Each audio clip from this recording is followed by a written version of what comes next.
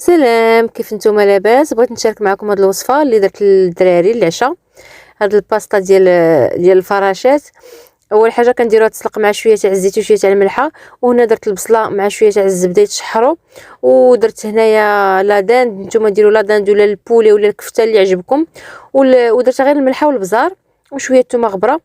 صافي حيدتهم ملي تشحروا، وفي نفس المقله درت البيشاميل، درت معلقه كبيره تاع الزبده حتى دابت، ودرت معلقه كبيره ديال الدقيق وتقريبا كاس ديال الحليب، وخليتهم تعقادوا، وزدت الكريمه اللي صورت لكم، وزدت شويه الملحه وشويه البزار وشويه الكوزه وشويه ديال العطريه الايطاليه وشويه الفرماج. راه وريت لكم التصويره ديالو، وراه حاطه في الانستغرام منين شريته، واعر وبنين بزاف. وشوفوا لا تيكستور ديالو.